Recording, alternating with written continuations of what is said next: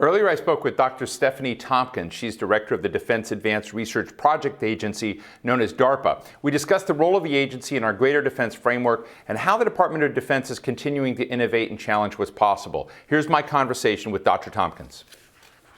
Dr. Tompkins, thank you so much for joining us today. Look, I have been a junkie following DARPA for, I feel, decades. And I know a lot, not everything, of course, about what DARPA is working on, but a lot of Americans recently, particularly through the president's recent State of the Union address, are hearing about other DARPA-like activities. And so they're learning, what's this DARPA thing? Now we have a DARPA-H, a kind of DARPA-like activity at the National Institutes of Health, or we have ARPA-E, a kind of advanced research project at energy. But I want to go to the mothership, and why don't you tell our audience a little bit about what DARPA's mission and purpose in the world is? Sure. Well, DARPA's mission, the way we see it, and I think our predecessors have for the last 60 or so years since it was created, is to create and prevent technological surprise for our nation. So we were originally founded when the Sputnik satellite was launched by the then Soviet Union. That was quite a shock. And the idea was that we should be better at sort of being ahead of those kinds of technology leapfrogs, which both allows us to be less likely to be surprised, but also puts us in the position of being the ones creating the surprise.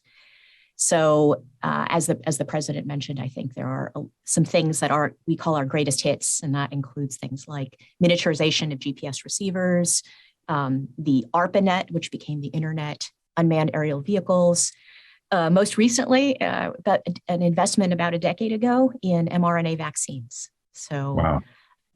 It's an amazing place that has sort of a special magical culture that allows these big breakthroughs to sort of be accelerated. So it's interesting that you mentioned Sputnik and the fact that I was talking to Senator Manchin recently about the fact that Sputnik led to a backyard engineer that became a rocket scientist out of West Virginia. The whole nation was motivated around science. And I guess my question to you is, when I look at the National Science Foundation budget, which was wavering between $7 and $8 billion over the last few years, it doesn't sound like a big number to me. And when you kind of look at the broad investments that this nation is making in science, I'm wondering if it's robust enough, if we're wobbly. And I know you've written and spoken about this a bit. And I guess my point is, it's not just about China. It's just about whether or not our nation and the embrace of science and its possibilities is where it should be. It's a really good question. I suspect I can only give you, a part of the answer that comes from my perspective. What I see is that you have to think about the mix of investments. So if you look back historically, the bulk of S&T or science and technology investment in the country would have been done by the government. But nowadays, that's dwarfed by what's happening in the commercial world. So I think it may be less a question of quantity and more about the quality, where the government's role is to really focus on those types of things that the commercial industry would just not feel empowered to do. They're too risky. The breakthroughs and the payoff may be immense, but no one company or even an entire industry can take that type of risk. And so I don't know the right answer, and I don't think I can really answer your question as to whether there's enough funding or not. But I think that what we have to concentrate on is that quality side of it. And what we do is de-risk and take the technology excuse off the table for the rest of the S&T community to run with it. Let me ask you a question. It's interesting that you're embedded in the Defense Department and you're thinking about these next generation threats. So you have to make bets today on where we're going and what needs to be developed. And my experience, knowing the geniuses of technological advancement on occasion, is that a disruptive mind is an unruly person oftentimes. And that when you have a culture, which is very much about regimentation, it's about, a kind of classic performance, hierarchical organization. I want to give our audience an understanding of how DARPA is actually different than the way much of the military runs, because you wouldn't be able to keep these disruptive minds there. So how do you capture and retain brilliant people who are often complicated? Well, we are very flat. We don't have a big bureaucratic organization, and we have the ability at almost every level in DARPA to make decisions really quickly.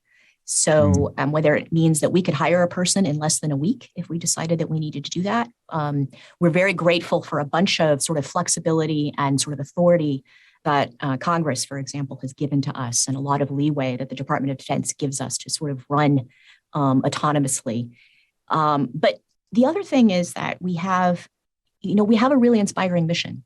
And so, some of those unruly minds, fundamentally, they have to come because they want to do good and they want to change the world.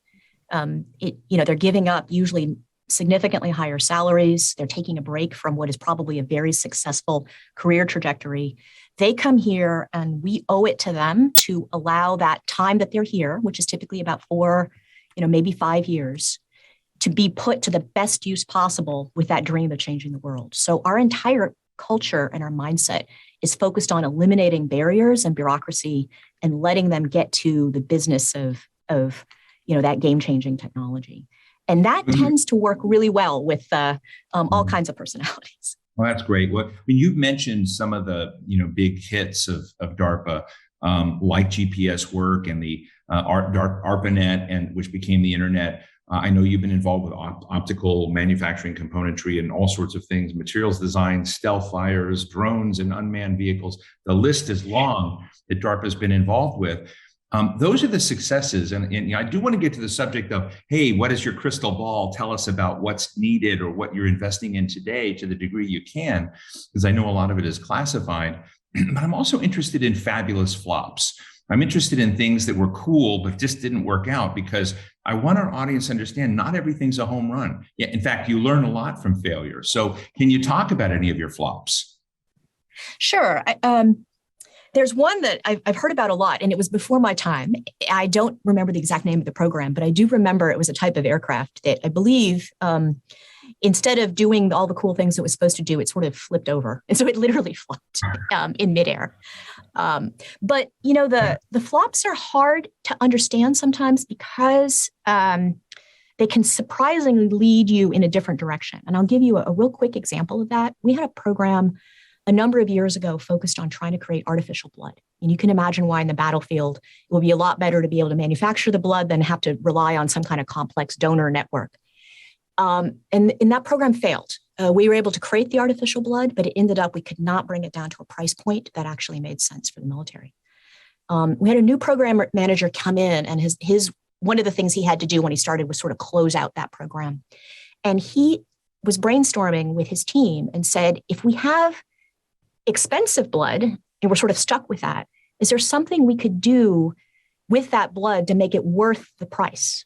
And that got them talking about how you might infuse that blood with antibodies or other type of medical countermeasures. And that actually led to the program that invested in mRNA vaccines. So it was quite a fabulous flop. We absolutely did not create artificial blood. But some of those failures can lead in really surprising directions. So I'm kind of proud of our failures as much as our successes. That's terrific. So I don't know if you remember Bill Joy's article in January of 2001 in Wired magazine, and it was Why the Future Doesn't Need Us. And it was his argument then, and think back, over 20 years ago, was that our rapid advances in computing power, in nanotechnology, in robotics were, in his dystopian view, were going to lead to massive increases in technology that finally kind of displace human beings, and it might even create accidents. I've always been interested, as we've gone generations beyond that, whether or not you have concerns today about that tension between what technology is trying to solve, and to the degree that you worry about governance. When we hear things about AI and quantum computing, how do we keep people built in? Oh, it's a wonderful question. And I will tell you, I certainly don't have, a definitive answer. And these are things I and I think all of my colleagues lose sleep over, but I think it's good that we lose sleep. We don't, we're not the type of people who will say we develop and other people figure out what to do with it. We spend a lot of time thinking about what we call ethical, legal, and societal implications. It's the DoD, so we have an acronym. It's ELSI, ELSI. And we work with philosophers and ethicists and lawyers, social scientists, say anthropologists, and really try to suss out some of the directions these technologies can go so that we can provide answers to the policymakers so that they understand, how this technology might need to be regulated or how it might need to be managed. We try to understand where the fundamental limits might be. And we also really try hard to think about how you build safety and restrictions into the technology from the beginning. So we have a program called Safe Genes, which really looks at how you would build in safety into gene editing tools so that you don't have whether your deliberate or accidental release of something that might be ultimately harmful to the environment. Well, there's kind of a joke that says, in the old days, when you build brakes for a car, you don't want to just bolt them on at the end. You kind of want them integrated into the machine. But you don't build brakes so that the car can go slower. You build them so that it can go faster. And we think of building in those safety restrictions as a way of allowing technology to accelerate, but with much better knowledge and the ability to slow down when needed. That's a wonderful answer for a tough question. But let me ask you, as we wrap this up, and I would love to talk to you many times in this. I'm obviously fascinated by technology and how, when you look at what your job and tasks are now with your colleagues of looking at the accidents that you just talked about, how you got to mRNA vaccines, but what are the deliberate efforts right now in technology in the horizon? What are the innovations you hope to see and target as we look forward? Well, as you might imagine, almost anything you can think of in sort of the national security problem space are things that we care about. We think very much about solving the problem, and not always so much as just pushing a technology. We're really thinking about a problem space. So, in other words, we're looking for new kinds of hammers rather than we have a hammer and we're trying to make everything into a nail, right? So the technology excites us and inspires us, but it's really the problem space. We worry unusually right now, we're worrying a lot about supply chains. If you think about that moves into the domain of what a lot of people call gray warfare, where economics are being sort of used in ways that are not maybe so naturally evolving, but they're deliberately being used to drive different national decisions.